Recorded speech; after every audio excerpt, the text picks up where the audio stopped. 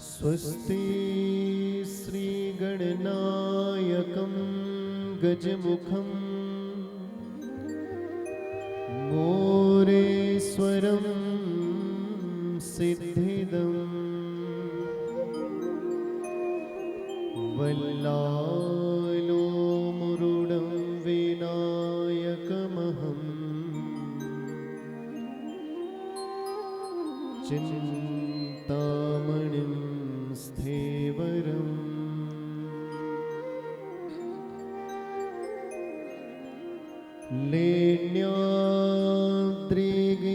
लेण्याद्रिगिरिजात्मकं सुरवरं विघ्नेश्वरं ओझरम् ग्रामे राञ्जनसंस्थितं गणपतिं ध्यायेत् सदा मङ्गलम्।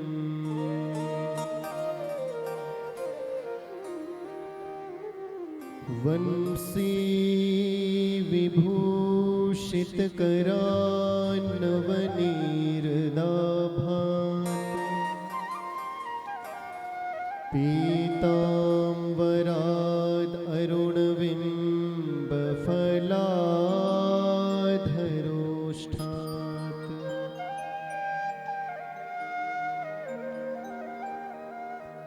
पूर्णेन्दुसुन्दरमुखादरविन्दनेत्रात् कृष्णात् परं किमपि तत्त्वमहं न जाने।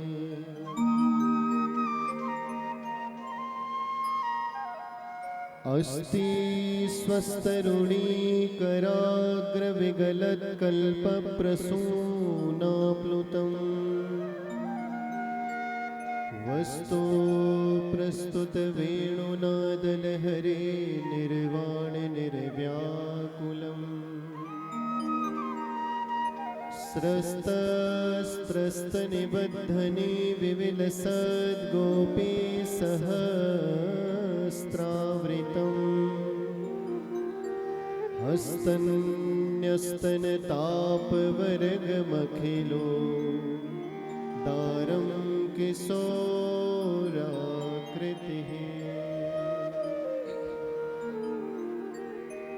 या देवी सर्वभूतेषु शक्तिरूपेण संस्थिता नमस्तस्यै नमस्तस्यै नमस्तस्यै नमो नमः। गुरुर्ब्रह्मा गुरुर्विष्णु गुरुः देवो महेश्वर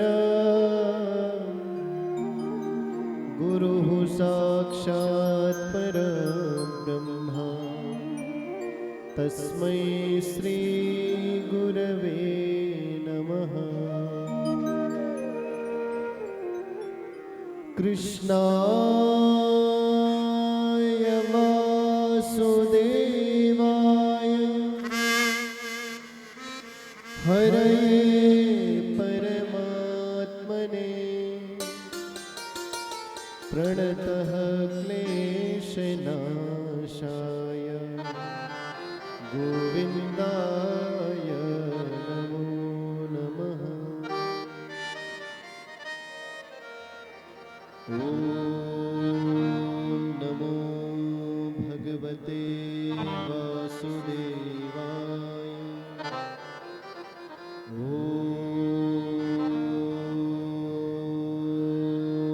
नमो भगवते वासुदेवाय। ॐ भगवते वासुदेवाय।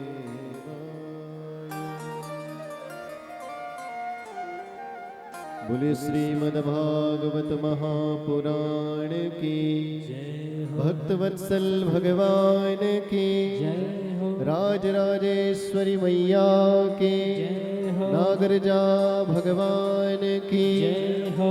श्री हनुमान जी महाराज की जय हो। सियावर रामचंद्र भगवान की जय हो। पवन सुत हनुमान की जय राधा कृष्ण भगवान की जय हो। ग्राम देवताओं की जय हो। स्थान देवताओं की जय हो। इष्ट देवताओं की जय हो। पितृ देवताओं की जय हो। श्री व्यास भगवान की जय हो। जय जय श्री राधे।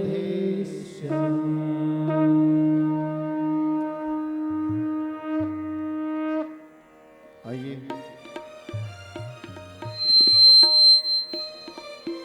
थोड़ा आवाज शार्प करो, थोड़ा सा पतली करो, शार्प।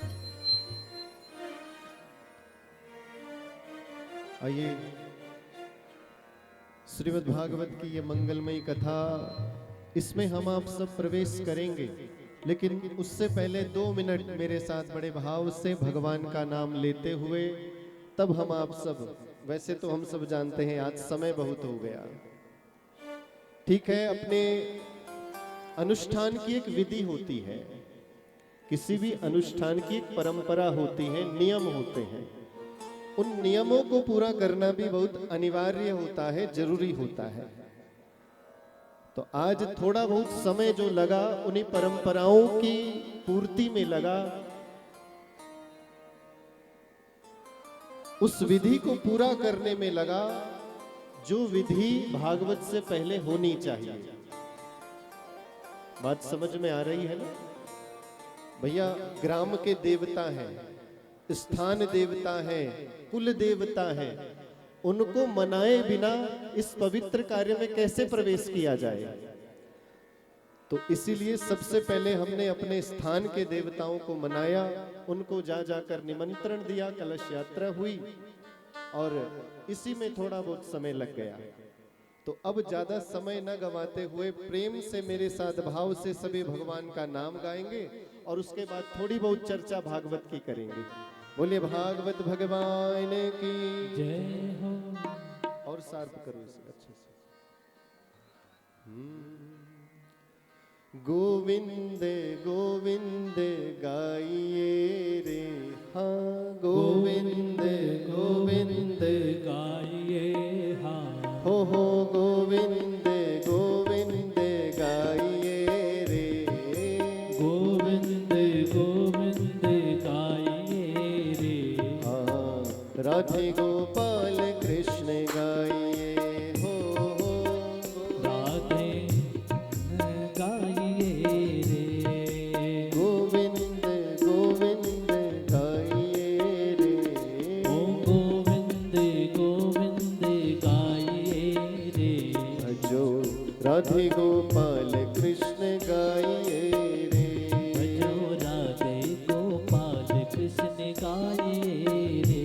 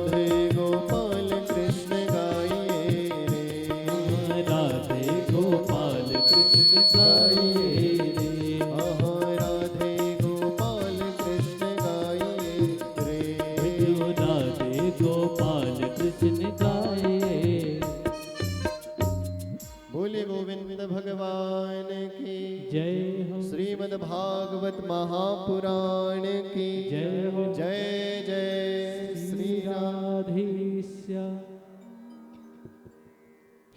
परम मंगलमय श्रीमद् भागवत महापुराण इस पवित्र ग्रंथ को बारंबार नमन करते हुए आपके इस ग्राम के समस्त देवी देवताओं को बारंबार प्रणाम करते हुए इस मंडप में विराजमान समस्त देवी देवताओं को बारंबार नमन वंदन प्रणाम करते हुए और इस यज्ञ में आए हुए हमारे आचार्य वृंद पंडित श्री ज्योति प्रसाद मिश्र जी, इस कठेत परिवार के कुल पुरोहित पंडित श्री भगवती प्रसाद मिश्र जी और मूल पाठ की सेवा में पधारे पंडित श्री राकेश उनियाल जी, ब्रह्म पद को अलंकृत कर रहे पंडित श्री शुभम मिश्र जी एवं संगीत के आचार्य पंडित श्री संदीप डोभाल जी, पंडित श्री प्रमोद चमोली जी, पंडित श्री मंगलेश मिश्र जी और हमारे पाक शास्त्री पंडित श्री दिनेश मैठाणी जी, आप आए हुए समस्त आचार्यों को, विप्रों को इस व्यासपीठ की ओर से मैं बारंबार प्रणाम करता हूं। और इस कथा को कराने का सौभाग्य जिन्हें प्राप्त हुआ है, देखो मैं आपसे निवेदन करूं, भागवत की ये जो कथा है ये कराने का सौभाग्य उसी को मिलता है जिसके ऊपर भगवान की बड़ी कृपा होती है भाई साहब। अच्छा, आवाज आ रही है सबको? आवाज सुनाई दे रही है ना सबको साफ से? ऐसा हमारा ये समस्त कठेत परिवार। अब भैया लिस्ट तो बहुत बड़ी है आप सबके, तो आज पहला दिन है तो एक बार सबका नाम तो आ ही जाना चाहिए। यजमान परिवार के समस्त सदस्य श्रीमती धनदेई एवं स्वश्री मंगसीर सिंह कठेत जी तथा श्रीमती हिमदेई एवं स्वश्री मंगल सिंह कठेत जी, श्रीमती सुरेशी देवी एवं श्री गोविंद सिंह कठेत जी, श्रीमती फूलदेई एवं स्वश्री प्रेम सिंह कठेत, श्रीमती पिंगला देवी एवं श्री वचन सिंह कठेत जी, श्रीमती रणि देवी एवं स्वश्री गंभीर सिंह कठेत जी जो पूर्व प्रधान रहे हैं, श्रीमती सुनीता देवी एवं श्री सूरवीर सिंह कठेत, श्रीमती शकुंतला देवी एवं स्वश्री सरोप सिंह कठेत जी, श्रीमती सुमाला देवी एवं श्री रमेश सिंह कठेत जी, श्रीमती मंजू देवी एवं श्री गुरजीत सिंह कठेत जी, श्रीमती मंजू देवी एवं श्री मनोज सिंह कठेत जी, श्रीमती सीमा देवी एवं श्री विनोद सिंह कठेत, श्रीमती लक्ष्मी देवी एवं श्री विजेंद्र सिंह कठेत जी, श्रीमती वीना देवी एवं श्री नरेंद्र सिंह कठेत जी,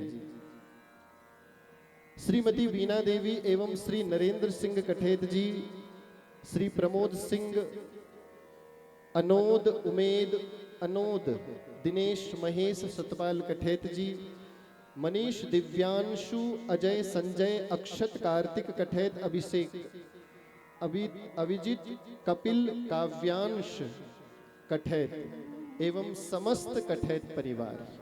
नाम सुनने में बड़ा अच्छा लगता है, जब माइक से नाम लिया जाए तो बड़ा अच्छा लगता है, भैया हमारा नाम लिया जा रहा है ना? और नाम क्यों ना लिया जाए? देखो, जहां प्रशंसा होनी चाहिए वहां प्रशंसा करने में कोई कमी नहीं रखनी चाहिए। आप सभी प्रशंसा के पात्र हो भैया। आपका नाम क्यों लिया जा रहा है? क्योंकि आप समस्त पारिवारिक जनों ने अपने समस्त कुटुंबी जनों के साथ कोई साधारण काम नहीं किया है। एक तो परिवार में शुभ अवसर है, इस परिवार की एक कन्या सरिता नामक ये जो कन्या है, इस कन्या के मंगलमय विवाह के अवसर पर ये श्रीमद् भागवत की कथा का आयोजन आपने रखा है। आप सभी बड़े सौभाग्यशाली हैं। एक बार जोरदार तालियों से अपना ही अभिनंदन कर दीजिए। बहुत अच्छी बात है। और ऐसा सौभाग्य मैंने आपसे कहा ना, उसी को मिलता है जिसके ऊपर भगवान की बड़ी कृपा होती है। भगवान की कृपा से और समस्त आचार्यों के आशीर्वाद से कथा करते करते बहुत समय हो गया, और मैंने अपने जीवन में यह अनुभव किया है कि मनुष्य बहुत बार सोचता है कि भैया मैं कथा करवाऊं, और बहुत विचार करता है भैया कथा करवाऊंगा, ऐसा होगा वैसा होगा, लेकिन सोचते सोचते सारा जीवन निकल जाता है, पर कथा कराने का अवसर कभी नहीं मिल पाता। हाँ, ये सत्य बात है, क्योंकि ये मेरा स्वयं का अनुभव भी है। लोग सोचते रह जाते हैं कि हम कथा करवाएंगे, हमें कभी सौभाग्य मिलेगा, लेकिन वो सौभाग्य उसी को मिलता है जिसके ऊपर उस परमात्मा की कृपा हो जाती है। नहीं तो अड़चने और अवरोध बहुत आते हैं भैया। मंगलिक कार्यों में बड़े बड़े अड़चन आ जाती हैं। न जाने कौन सा पाप आगे आकर खड़ा हो जाता है और हमारे कार्य में बाधा डालता है।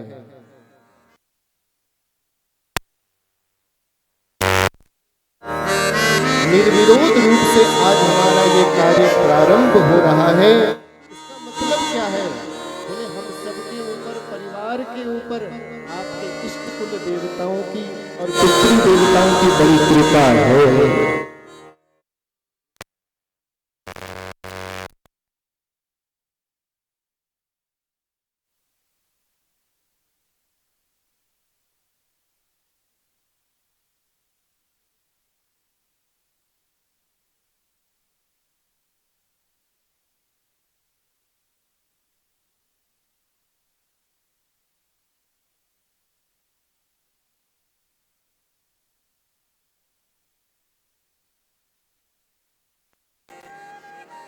इसका मतलब भूख लगी है, आवाज नहीं निकल रही है ना।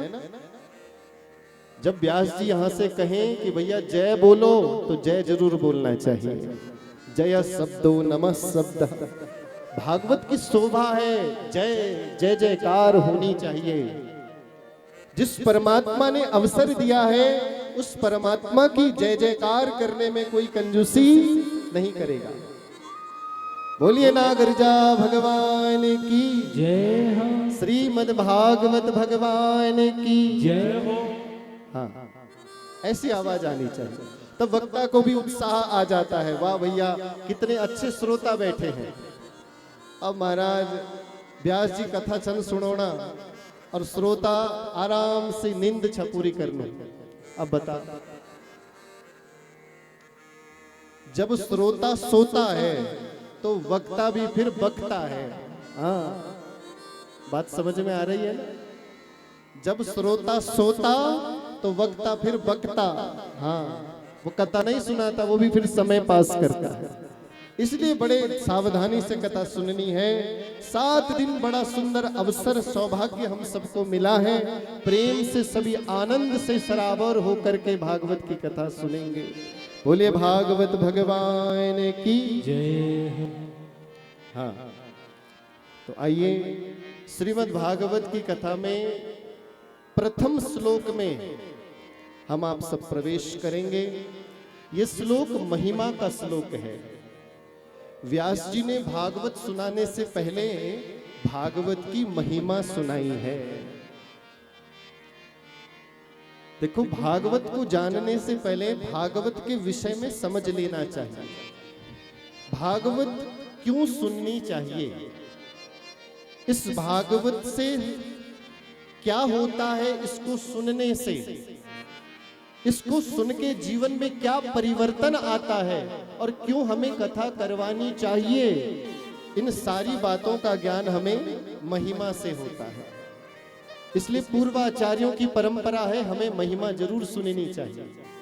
6 अध्यायों में बड़ी सुंदर महिमा का वर्णन किया गया है पद्म पुराण में। और सबसे पहले व्यास जी ने क्या किया?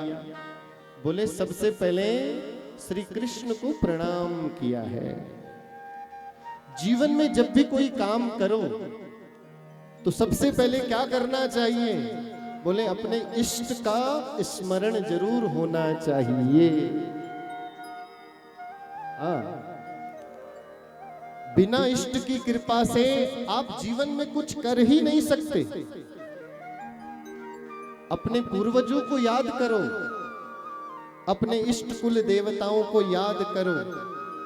आजकल तो प्रचलन चल गया, जब भी कोई शुभ काम होता है तो हम आपस में क्या करते हैं, भैया अब तो इतना अच्छा काम बन गया, हम तो पार्टी करेंगे। है कि नहीं है? भैया पार्टी होनी चाहिए। लेकिन ये हमारी संस्कृति नहीं है। हमारी संस्कृति क्या है?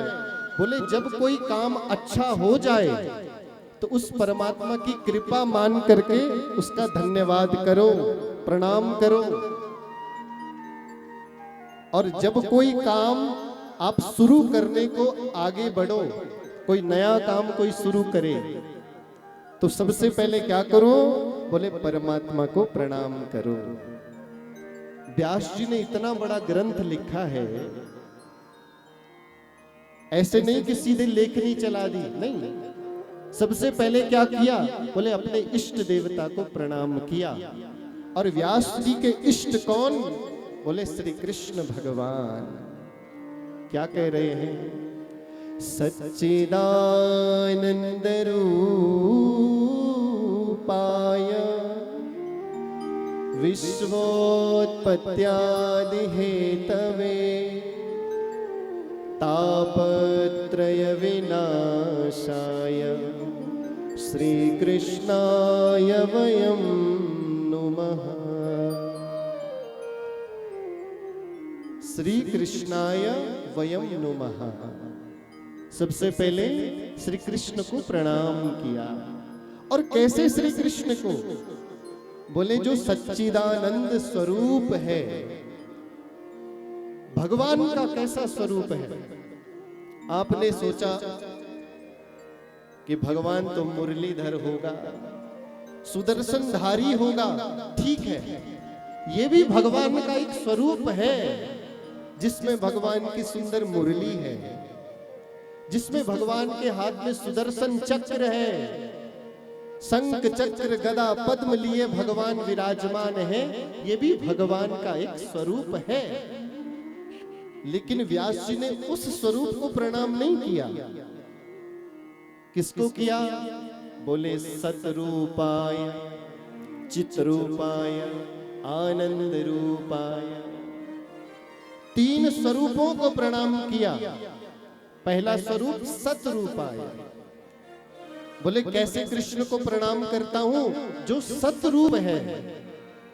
सत्य किसे कहते हैं? बोले सत्य उसे कहा जाता है जिसका कभी विनाश नहीं होता। कौन है सत्य? जिसका कभी विनाश नहीं होता। दुनिया का कोई ग्रंथ उठा लो, सत्य को हर जगह प्रणाम किया गया है। गुरु ग्रंथ साहिब शायद आपने ना पढ़ी हो, लेकिन मैं आपको बता दूं, गुरु ग्रंथ में लिखा है, शायद आपने सुना भी होगा। हमारे सरदार लोग क्या कहते हैं? सत श्री अकाल कहते हैं ना भैया, सत श्री अकाल। वहां भी क्या आया? सत्य। तो सत्य का मतलब है बोले जिसका कभी विनाश न हो। ऐसे सत्य स्वरूप परमात्मा को मैं प्रणाम करता हूं। हाँ, इस दुनिया में जो भी कुछ है सबका विनाश होता है। आज ये शरीर इतना सुंदर दिख रहा है, हम सोचते हैं अभी तो मैं युवा हूं, मैं इतना सुंदर हूं, मैं ऐसा हूं, मैं वैसा हूं।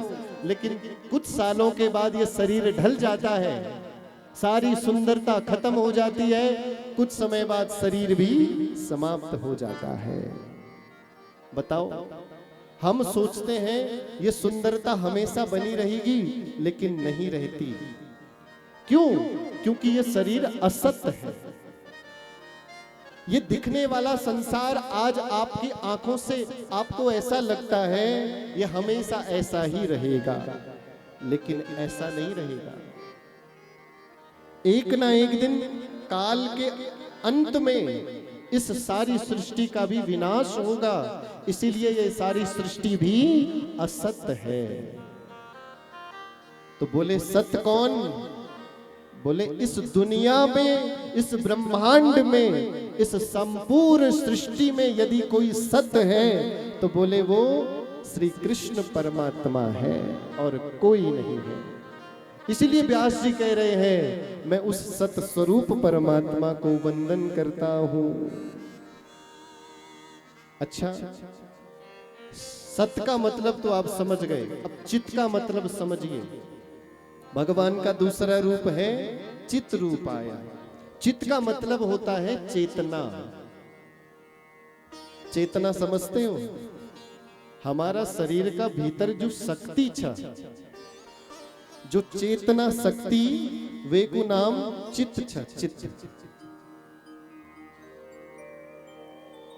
अच्छा एक बात बतावा, हमारा शरीर में यदि शक्ति न हो तो हम ये दुनिया को कोई भी काम नहीं कर सकता महाराज। हाँ, हम अपने जीवन से के संपूर्ण कार्यों को अपने हाथों से करते हैं। भोजन किया हाथों से, कुछ भार उठाया, चलो भैया हाथों से उठा लिया है। जीवन की हर एक क्रिया अपने हाथों से करते हो।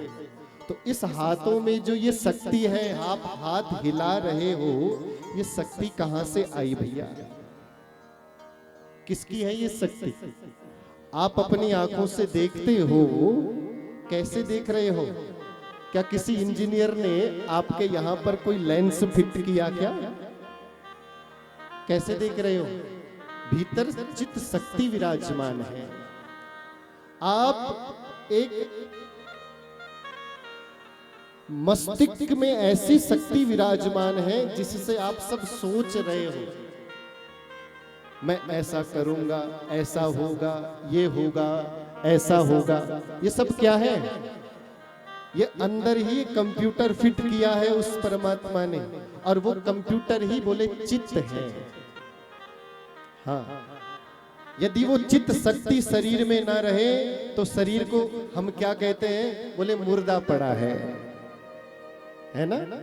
यदि शक्ति है तो सब कुछ है, और बोले हृदय में वो चेतना रूपी शक्ति नहीं है तो हमारा ये शरीर कुछ नहीं है, केवल मुर्दे सब के समान पड़ा है बस।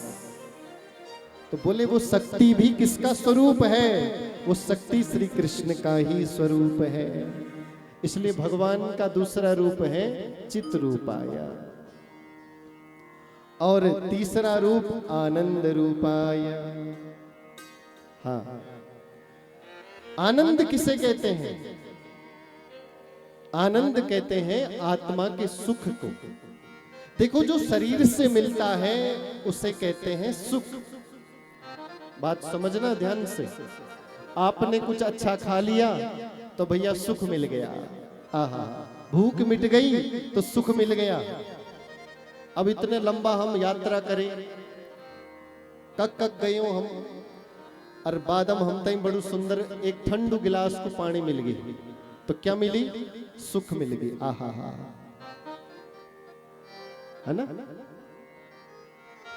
शरीर में जो विषयों से प्राप्त होता है उसे कहते हैं सुख, और बोले जो आत्मा से भीतर से प्रकट होता है उसे कहते हैं आनंद। हाँ, वो आनंद कहां से मिलेगा? बोले भीतर से प्रकट होता है। कब प्रकट होता है? बोले जब आप उस परमात्मा का ध्यान करते हो।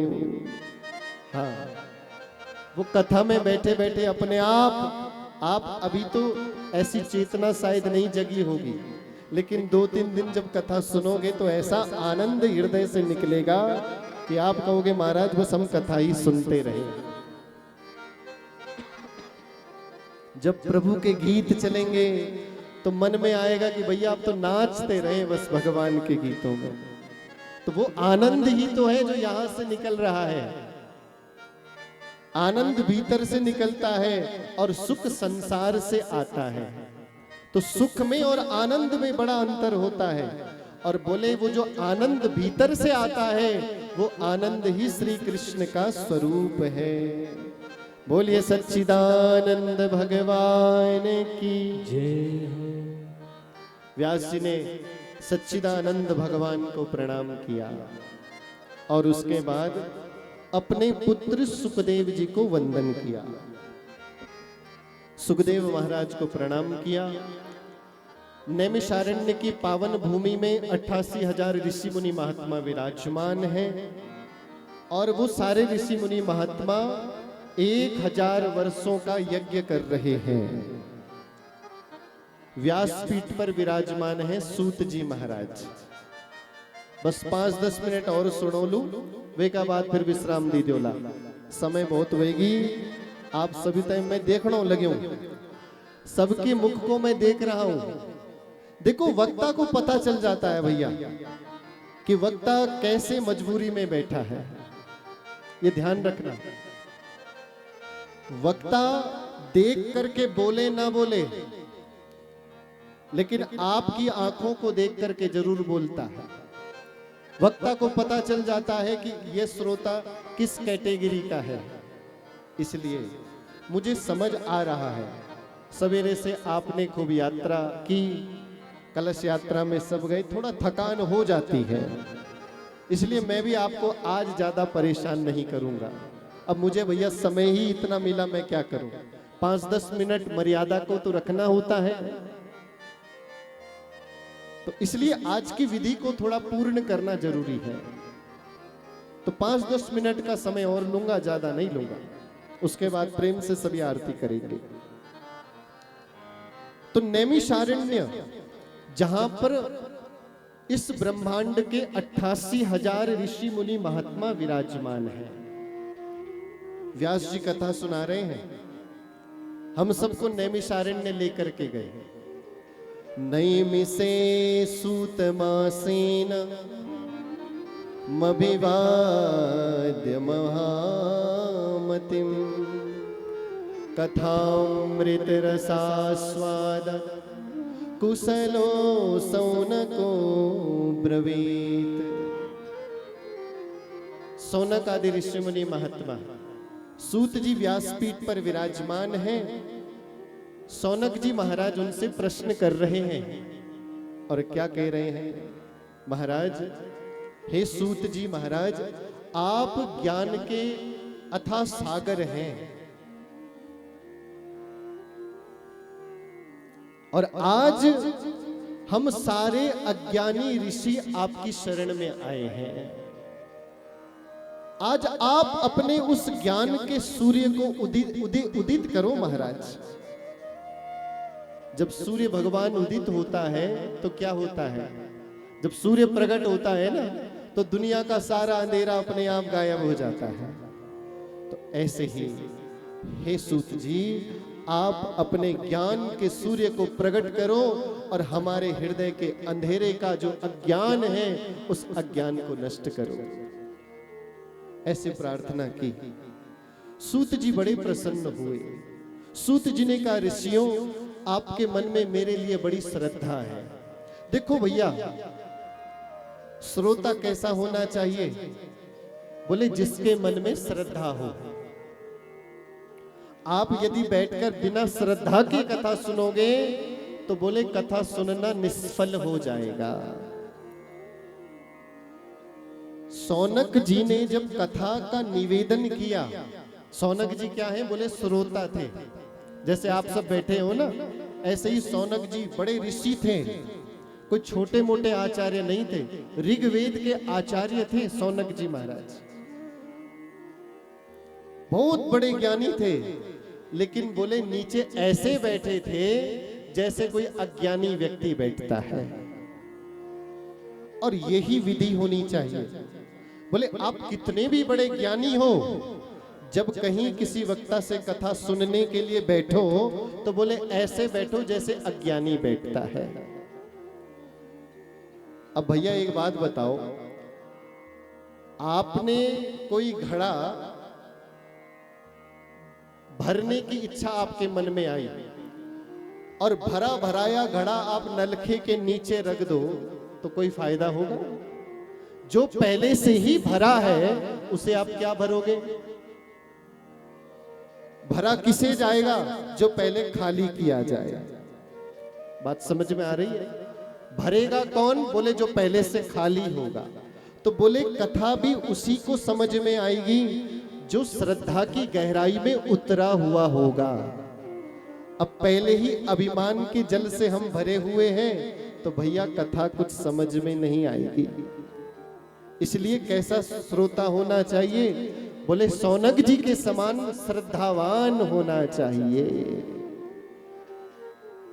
हाथ जोड़े हैं सौनक जी ने और बोले सूत जी तो बड़े छोटे से हैं, सौनक जी बहुत बड़े आयु के हैं और सूत जी कैसे? बोले बड़े छोटे, ज्यादा अवस्था नहीं थी सूत जी की। हाँ, अज्ञानियों के समान बैठे और सूत जी से प्रश्न किया। अज्ञान ध्वांत विद्वंस कोटि सूर्य समप्रभ सूताख्याहि कथा सारम मम कर्ण रसायनम। हे सूत जी, आप हमें आज कोई कथा मत सुनाइए। कथा तो आपने बहुत सुनाई, हमने बहुत कथाएं आपसे सुनी हैं, आज तो कथा सारम। आज क्या सुनाइए? बोले कथा का सार सुनाइए। दुनिया में जितनी कथाएं हैं उन कथाओं का सार रस हमें आज सुनाइए। हाँ, ऐसा निवेदन किया तो सूत जी कहते हैं, ऋषियों संपूर्ण कथाओं का सार वेद वेदांत निष्पन्नम संसार भयनाशनम। वेद वेदांत और दुनिया की समस्त कथाओं का यदि कोई सार है तो बोले वो है श्रीमद् भागवत की कथा। ऋषियों, आज मैं आपको भागवत की कथा सुनाऊंगा, आप सावधान होकर के सुनना। हाँ, सूत जी से सौनक जी ने कहा, महाराज आप हमें भागवत की कथा सुनाओगे, लेकिन एक प्रश्न है मेरा, पहले उस प्रश्न का उत्तर दे दो फिर आप अच्छे से भागवत सुनाना। क्या प्रश्न है भाई तुम्हारा? सूत जी ने पूछा। तो सौनक जी ने कहा, महाराज ये बताइए इस दुनिया में सबसे पहले भागवत की कथा कहाँ हुई और किसने सुनी? तो बोले एक समय की बात है। एक समय क्या हुआ, देवर्षि नारद ब्रह्मलोक से चल करके पृथ्वी पर आए और बोले हर तीर्थ में गए नारद जी महाराज। नारद जी ने सोचा भारत भूमि है, भारत में बड़े बड़े तीर्थ हैं, कहीं तो जाके शांति मिलेगी। तो कहां कहां गए? पुष्करम च प्रयागम च काशीं गोदावरीं तथा हरिक्षेत्रम कुरुक्षेत्रम श्रीरंगम सेतुबंधनम एवमादिषु तीर्थेषु भ्रममाण इतस्ततः। हाँ, एवमादिषु तीर्थेषु, हरिक्षेत्र मतलब हरिद्वार आए, कुरुक्षेत्र, श्रीरंगम दक्षिण में, भारत के हर एक तीर्थ में गए महाराज, लेकिन कहीं भी शांति नहीं मिली। उसके बाद संतों के यहाँ गए, वहां शांति नहीं मिली। उसके बाद गृहस्थों के यहाँ गए, वहां भी कोई चित्त को शांति नहीं मिली। तो घूमते घूमते वृंदावन पहुंच गए। नारद जी कहते हैं, महाराज वृंदावन में बड़ा आश्चर्य हुआ। एक रोती हुई स्त्री दिखाई दी। उससे पूछा, देवी तुम कौन हो, क्यों रोती हो? तो उसने कहा महाराज मैं भक्ति हूं, मेरा जन्म हुआ है दक्षिण भारत में। और अच्छा देवी ये बताओ तुम्हारे अगल बगल ये जो दो पुरुष लेटे हुए हैं ये कौन है? तो उस देवी ने कहा महाराज ये दोनों मेरे पुत्र हैं। बगल में दो बेहोश पड़े हुए थे आदमी, तो बोली महाराज ये दोनों मेरे पुत्र हैं, ज्ञान और वैराग्य। कलयुग के कारण इनकी ऐसी दशा हो गई महाराज, इनको जगाने का कोई प्रयास कीजिए, आप संत शिरोमणि हैं। तो नारद जी ने कहा बेटी तू चिंता मत कर, इन दोनों के लिए मैं कोई ना कोई उपाय जरूर करूंगा, इन दोनों की प्रतिष्ठा जन जन के हृदय में करूंगा। ज्ञान और वैराग्य और भक्ति ये तीनों कहां रहते हैं? बोले मनुष्य के हृदय में रहते हैं। यहां तो काल्पनिक दृष्टांत दिया गया है। हाँ, तो नारद जी संकल्प लेकर के घूमते घूमते चले गए। कहां? बोले बद्रीनाथ। वो देवी वृंदावन में रोते रोते उसे छोड़ दिया और कहा बेटी तू चिंता मत करना, अति शीघ्र तुम्हारे लिए कोई ना कोई उपाय जरूर लेकर आऊंगा।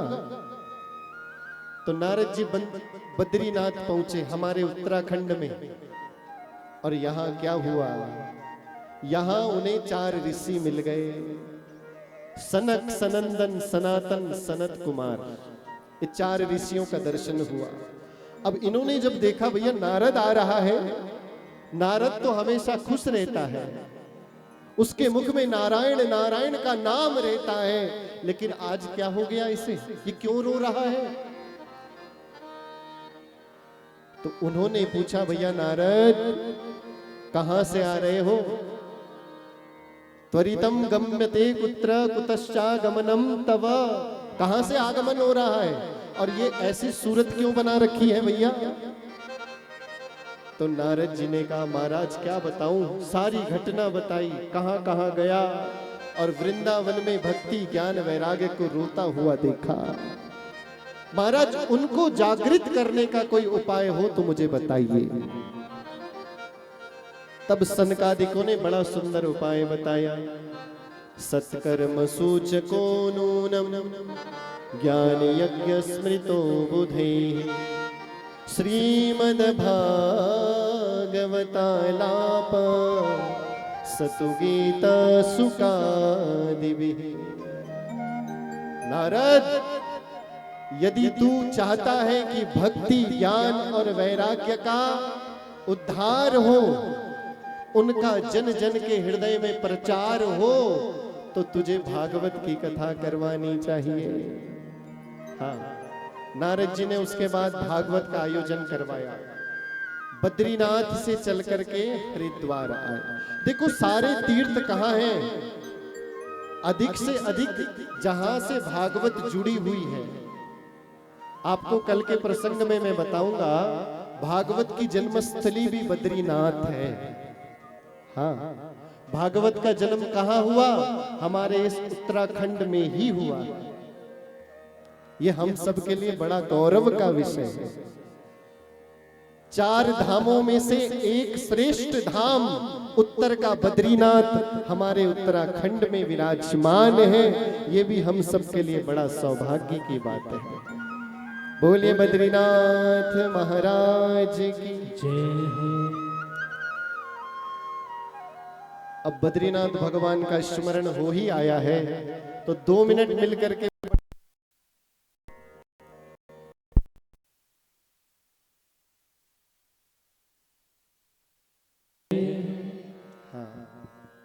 बद्रीनाथ भगवान की जय हो। अब मुझे लगता है कि अब कथा को यहीं पर विश्राम दे देना चाहिए। और क्योंकि बद्रीनाथ भगवान का स्मरण हो आया है, आज समय भी मर्यादा से ज्यादा हो गया, तो अब जल्दी जल्दी में मैं कथा सुनाऊंगा। आपके भी समझ में कुछ नहीं आएगी और मुझे भी आनंद नहीं आएगा। तो इसलिए अच्छा यही होगा कि बद्रीनाथ भगवान का प्रसंग आ ही गया है ना। एक बार बद्रीनाथ भगवान को याद करते करते हम अपनी कथा को विश्राम देंगे और उसके बाद फिर कल से धैर्य के साथ, जल्दी जल्दी में कथा नहीं सुनाई जा सकती है ना, तो इसलिए धैर्य के साथ प्रेम से सभी समय से आ जाएंगे। अच्छा, कल का समय क्या रखा है आचार्य? समय कितने बजे का है? 1 बजे से 4 बजे तक। ठीक 1 बजे आप सभी लोग कथा के पंडाल में उपस्थित हो जाएंगे, कथा प्रारंभ हो जाएगी, ठीक है। और 4 बजे तक बड़े आनंद के साथ हम सब यहाँ पर कथा सुनेंगे, 7 दिन खूब आनंद बरसेगा। बोले भागवत भगवान की जय हो। मन रे बद्री नारायण बोल, बोल रे बद्री नारायण बोल, हो बद्री नारायण बोल, लक्ष्मी नारायण बोल, हो बद्री नारायण बोलो, लक्ष्मी नारायण बोल। मन रे बद्री नारायण बोल, बोल रे बद्री नारायण बोल। बद्रीनाथ भगवान की जय हो। प्रेम से मीठी मीठी तालियां बजाते हुए बड़े भाव के साथ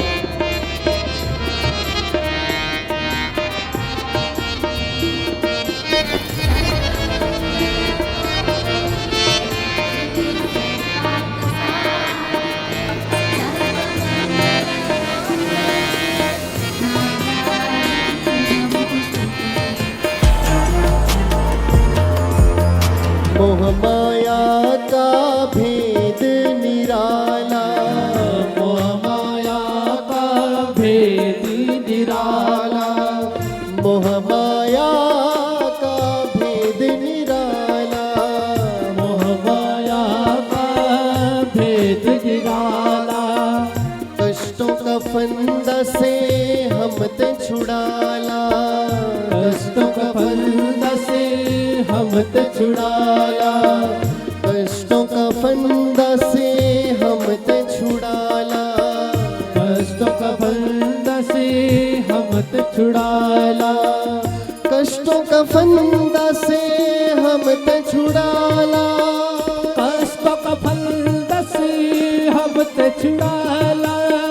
कत का पाणी मां રીટણું છે તું, કટકા પાણીમાં રીટણું છે તું, કટકા પાણીમાં રીટણું છે તું, કટકા પાણીમાં રીટણું છે તો, मन का तराजू मतोल, बद्री नारायण बोल, બદ્રી નારાયણ मन रे बद्री नारायण बोल, बोल रे બદ્રી નારાયણ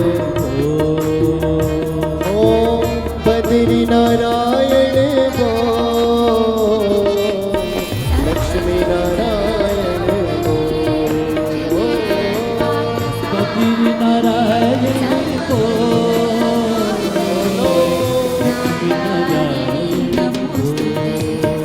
ओ मन रे बद्री नारायण बोल रे, બદ્રી નારાયણ जय हो।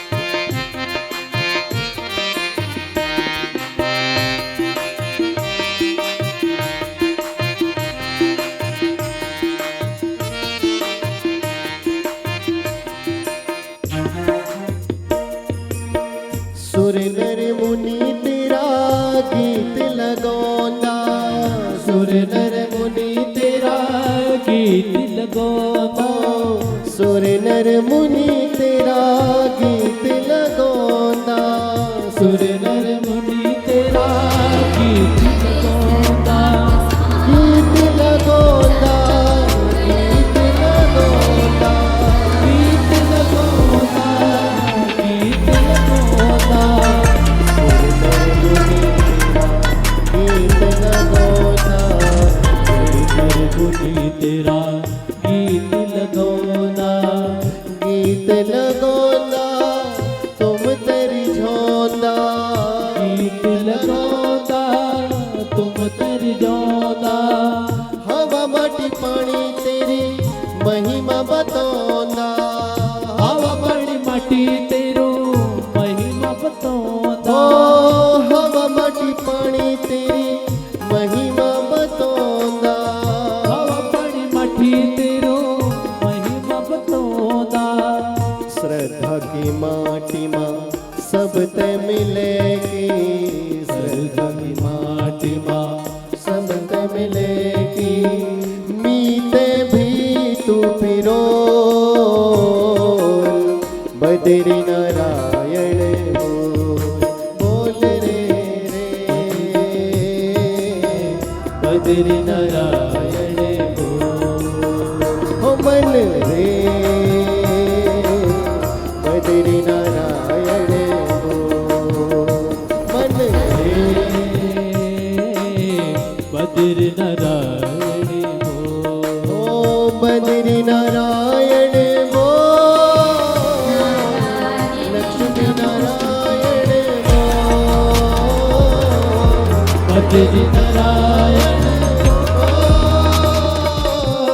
लक्ष्मी नारायण बो बद्री नारायण बो लक्ष्मी नारायण बो बद्री नारायण बोल लक्ष्मी नारायण बोल बोल लक्ष्मी नारायण बोल लक्ष्मी नारायण बोल हो मन रे बद्री नारायण बोल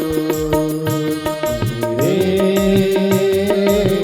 बद्री नारायण बोल गोविंद बोलो गोपाल बोलो गोविंद बोलो गोपाल बोलो गोविंद बोलो गोपाल बोलो गोविंद बोलो गोपाल बोलो गोविंद बोलो हरि गोपाल बोलो गोविंद बोलो हरि गोपाल बोलो राधा रमण हरि गोविंद बोलो राधा रमण हरि गोविंद बोलो ओ राधा रमण हरि गोविंद बोलो राधा रमण हरि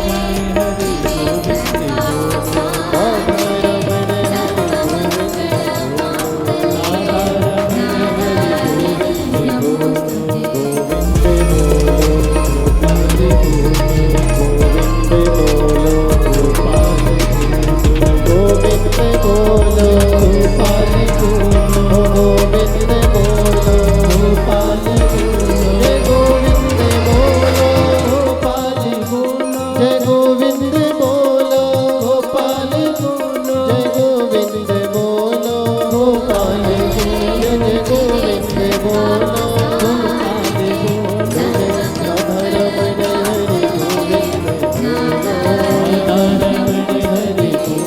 राधा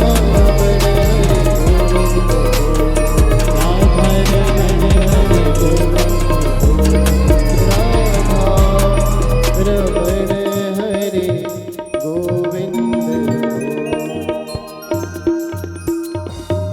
बोलिए श्रीमद् भागवत भगवान की जय हो इष्ट कुल देवताओं की जय हो व्यास भगवान की जय हो समस्त विप्र देवताओं की जय हो जय जय श्री राधे श्याम।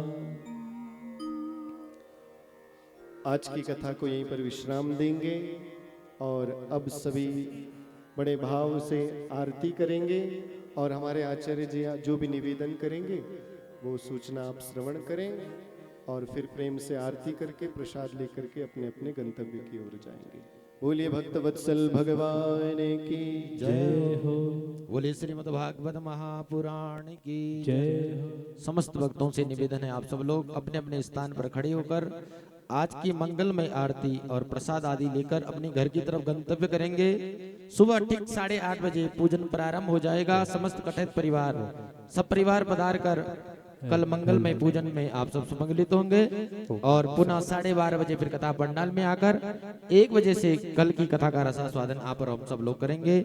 ओम चंद्रमा मनसो जात चक्षो सूर्यो अजायत श्रोताद्वायुष प्राणस्य मुखार्दग्निर्जायत ज्वाला मालिन्ये नमः रत्नेश्वर्ये नमः सर्वोपचारार्थे गन्धाक्षतपुष्पाणिं समर्पयामि। श्री भागवत भगवान की है आरती, पापियों को पाप से है तारती। श्री भागवत भगवान की है आरती, पापियों को पाप से है तारती। श्री भागवत भगवान की है आरती, पापियों को पाप से है तारती। श्री भागवत भगवान की है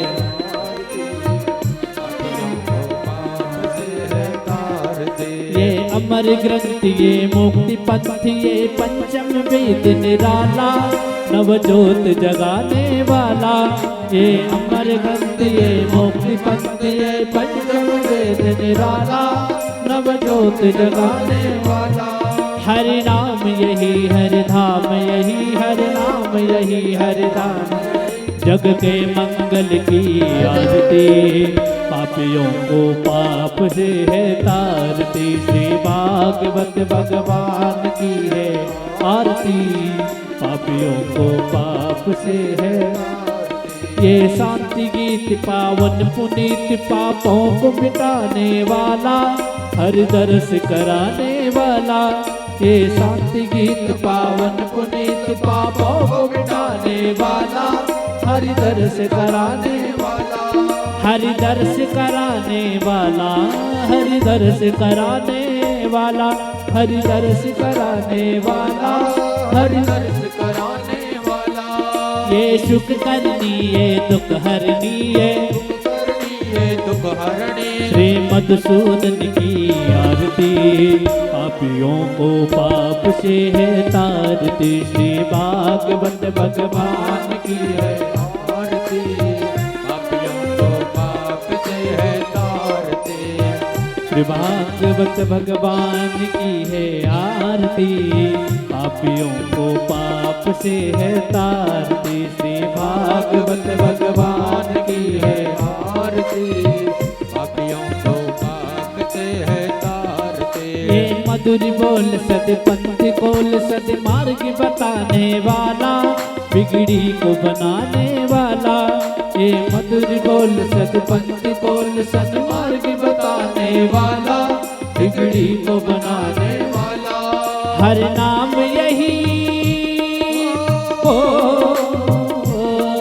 हर नाम यही हर नाम यही हर नाम यही हर नाम यही। प्रभु की महिमा की आरती, पापियों को पाप से है तारती। श्री भागवत भगवान की है आरती, पापियों को पाप से है तारती। श्री भागवत भगवान की है आरती, पापियों को पाप से है तारती। श्री भागवत भगवान की है आरती, पापियों को पाप से है तारती। ओ पापियों को पाप से है तारती, प्राणियों को पाप से है। ओ कर्पूर गौरम करुणावतारम, संसार सारम भुजगेन्द्रहारम, सदा वसंतम हृदयारविंदे, भवं भवानी सेतं नमामि। त्वमेव माता च पिता त्वमेव त्वमेव बन्धु च सखा त्वमेव त्वमेव विद्या द्रविणं त्वमेव त्वमेव सर्वं मम देवदेव मनोजवं मारुततुल्यवेगं जितेन्द्रियं बुद्धिमतां वरिष्ठं वातात्मजं वानरयोतमोक्षं श्रीरामदूतं शरणं प्रपद्ये। ओम हरि ओम महा आरार्तिक्यं समर्पयामि पात्रमध्ये स्थितं तोयं भ्रामितं केशभूपरि अङ्गलग्नमनुष्याणां सर्वं पापं व्यपोहति सर्वं कष्टं व्यपोहति जलेन शीतलीकरणं पुष्पे देवाभिवन्दनं स्वस्ताभ्याम् आत्मवन्दनम् आरार्तिग्रहणं हस्तप्रक्षालनं हस्ते पुष्पाणि गृहीत्वा मन्त्रैर्मन्त्रपुष्पाञ्जलि ॐ यज्ञेन यज्ञमयजन्त देवास्तानि धर्माणि प्रथमान्यासन्न तीहनाकं महिमानः सचन्द्र यत्र पूर्वे साध्याः सन्ति देवाः ॐ एकदन्ताय विद्महे वक्रतुण्डाय धीमहि तन्नो दन्ति प्रचोदयात् ॐ नारायणाय विद्महे वासुदेवाय धीमहि तन्नो विष्णु प्रचोदयात् ॐ तत्पुरुषाय विद्महे महादेवाय धीमहि तन्नो रुद्र प्रचोदयात् ॐ महालक्ष्मी च विद्महे सर्वशक्तिश्च धीमहि तन्नो लक्ष्मी प्रचोदयात् ॐ कात्यायनी च विद्महे कन्याकुमारी च धीमहि तन्नो दुर्गे प्रचोदयात् ॐ अञ्जनीसुताय विद्महे वायुपुत्राय धीमहि तन्नो हनुमत् प्रचोदयात् ॐ नन्दनन्दनाय विद्महे यशोदानन्दनाय धीमहि तन्नो श्रीकृष्ण प्रचोदयात् सेवन्तिकावकुलचम्पटिपाटिलाब्धे पुण्यागजाति करवेललसालपुष्पे बिल्लप्रबाल तुलसीदलमञ्जरीभिः त्वां पूजयामि जगदीश्वर मयि प्रसिद्ध नानासुगन्धपुष्पाणि यथा कालोद्भवानि च पुष्पाञ्जलिर्मया दत्तं गृहाणां परमेश्वर सफलमन्त्र पुष्पाञ्जलिं समर्पयामि। बोलिए श्रीमद् भागवत महापुराण की जय हो। श्री व्यास जी महाराज की